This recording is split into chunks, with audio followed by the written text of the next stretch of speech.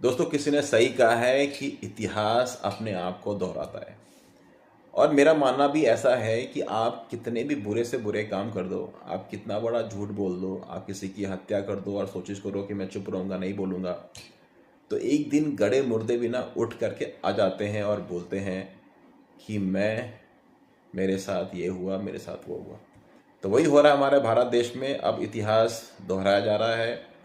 जिस इतिहास को गलत तरीके से बता करके, लिख करके, झूठ को फरेब बना करके और फरेब को बहुत बड़ा एक ड्रामा झूठ बना करके जो दिखाया गया, लिखाया गया, हमें पढ़ाया गया, तो अब उसका टाइम आ गया है। और अब मोदी जी की सबसे बड़ा मास्टर स्ट्रोक है कि अब हमें पढ़ने को मिलेगा हमारा खुद का इतिहास, हमारे खुद के राजा महाराजा, उनका वीर शौर्य क्या था, अब वो पढ़ने को मिलेगा।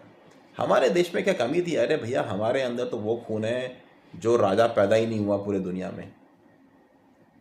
सिकंदर, द ग्रेट सिकंदर कहते हैं। पूरी दुनिया जीती बंदे ने, भारत में घुस भी नहीं पाया, भारत में बॉर्डर पे लताड़ दिया गया उसको।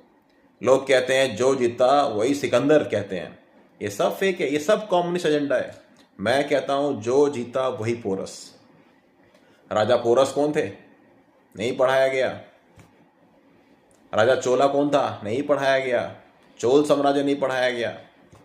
मौर्य साम्राज्य, द ग्रेट राजा अशोक नहीं पढ़ाया गया हम लोगों को। चंद्रगुप्त मौर्य, चाणक्य के बारे में जितना पढ़ाना चाहिए नहीं पढ़ाया गया। अगर चाणक्य के बारे में पढ़ाया गया होता हमारे देश में तो कसम, हमारा देश आज कहाँ से कहाँ होता। चाणक्य की नीति, उसके इकोनॉमिस्ट, उसका एक पॉलिटिकल पैरामीटर्स, उसके पॉलिटिकल थिंकिंग, वो नहीं पढ़ाया गया। इन चिरांडुओं ने, इन कम्युनिस्ट चिरांडुओं ने हमको जो पढ़ाया, जो लिखाया, सब गलत। और कुछ चंद ऐसे लोग जिन्होंने चंद पैसों के लिए अपना जमीर तक बेच दिया, महादेव करें कभी उनकी आत्मा को शांति भी ना मिले। और अगर नहीं मर रहे हैं तो भगवान करे बहुत मुश्किल से जाएं। उनको सब याद आए कि उन्होंने क्या किया, क्या नहीं किया। देश के साथ गद्दारी उन्होंने की। भगवान करे उनको इसी मिट्टी में सड़ सड़ सड़ के मरे, तब देखिए मजा कैसे आता है। तो दोस्तों, हमारा इतिहास दोबारा से रिपीट हो रहा है। हमको मिलेगा देखने को हमारे राजाओं का क्या योगदान था, हमारे कितने विशाल, हमारा भारत सनातन साम्राज्य कितना बड़ा था, हमारी सनातन संस्कृति कितनी पुरानी है, हमको पढ़ना चाहिए।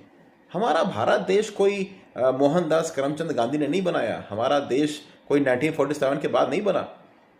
हमारे देश का इतिहास बहुत लंबा है भैया। जब लोगों को नाड़ा बांधना नहीं आता था ना, तब हमारे यहाँ पे वीरांगनाएं लड़ाई किया करती थी। ये है हमारा देश, ये है हमारी देश ताकत।